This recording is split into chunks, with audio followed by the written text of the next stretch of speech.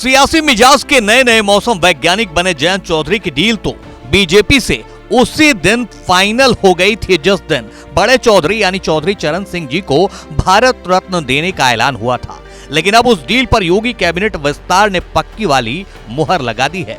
शपथ लेने वाले 4 मंत्रियों की लिस्ट में अनिल शर्मा भी हैं, जिन्हें आरएलडी कोटे से मंत्री बनाया गया है। आदरणीय जयंत चौधरी जी ने मौका दिया है, मैं धन्यवाद करूंगा। उनका आभार व्यक्त करने के लिए मेरे पास शब्द नहीं है। मैं माननीय मुख्यमंत्री जी का आभार व्यक्त करूंगा, प्रधानमंत्री जी का करूंगा। लेकिन सियासी गलियारों में चर्चा है कि जयंत चौधरी को बीजेपी से जो कुछ मिला है वो बहुत कम है। तो पहले ये जान लेते हैं कि एनडीए में शामिल हुए जयंत चौधरी को बीजेपी से आखिर मिला क्या है। लोकसभा की 2 सीटें बिजनौर और बागपत, यूपी सरकार में आरएलडी को 1 मंत्री पद, आरएलडी को विधान परिषद की 1 सीट, केंद्र में बीजेपी की सरकार बनी तो 1 मंत्री पद।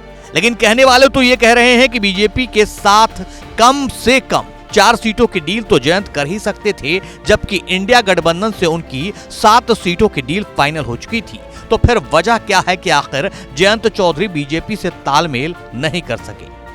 सियासी जानकार इसके पीछे कुछ फायदे वाली तो कुछ डर वाली वजह बता रहे हैं। सबसे बड़ी वजह तो यही है कि बीजेपी ने चौधरी चरण सिंह को भारत रत्न सम्मान देकर पूरे चौधरी परिवार को अपना मुरीद बना लिया है। जयंत चौधरी को भी ये एहसास हो गया है कि सत्ता के साथ रहोगे तो मुंह मांगी मुराद मिलेगी।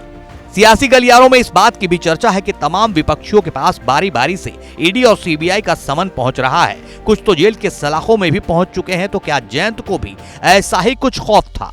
हालांकि जयंत के पक्ष से सोचने वाले ये भी कह रहे हैं कि समाजवादी पार्टी के साथ जुड़कर भले ही आरएलडी को मिलने वाली सीटों का कोटा एनडीए की तुलना में काफी ज्यादा होता, लेकिन उनके जीतने हारने की संभावनाओं और नतीजों के बाद की स्थिति ही आकलन के लिए मैदान उपलब्ध करा पाती। अगर बीजेपी की बात करें तो यहाँ भी नतीजों के बाद तस्वीर साफ होगी। लेकिन बानगी के तौर पर बीजेपी ने कम से कम यूपी की योगी सरकार में जयंत को 1 मंत्री पद तो दे ही दिया है।